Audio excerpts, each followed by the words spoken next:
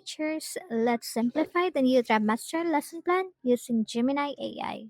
Lately, I've been seeing the same concern sa ating mga co-teachers. The new format means redoing our lesson plans from scratch and hassle talaga. So in this video, I'll show you how we can automate our lesson plans.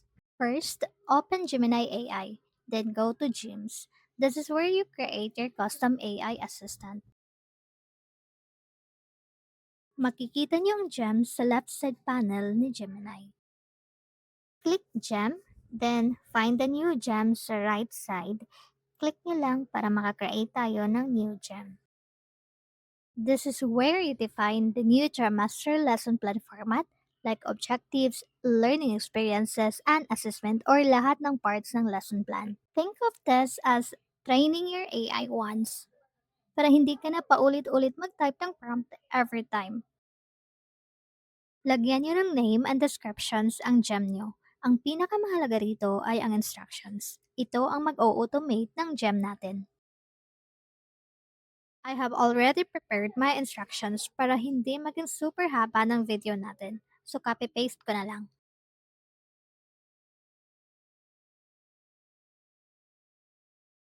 Then attach nyo lang ang new template ng ating lesson plan. After that, click save and ready na ang gem natin. Now, pwede na tayo maka-generate ng lesson plan without writing any prompt. Sa instruction ko, may nilagay ako na every time mag-generate ako ng lesson plan, magtatanong muna siya sa grade level, topic at kung may special request pa ako. At reminder na need ko i-attach ang lesson exemplar for reference. This way, mas organized ang pag-generate natin ng lesson plan. Also, please select Canvas sa ating tools para editable or interactive ang ating generated lesson plan.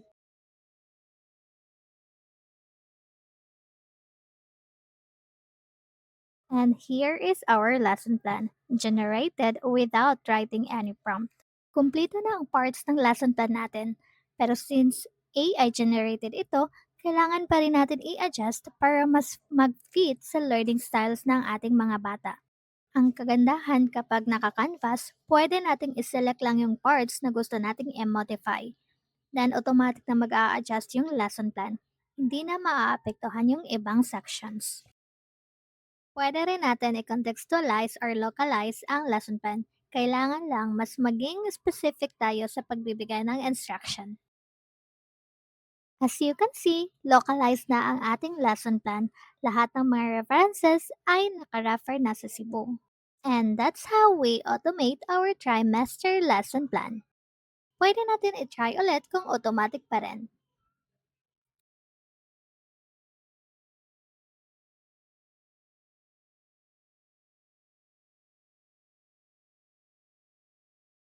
And yes, hindi na natin kailangan mag-prompt. Thank you for watching till the end. I hope may na-share akong helpful for your lesson planning.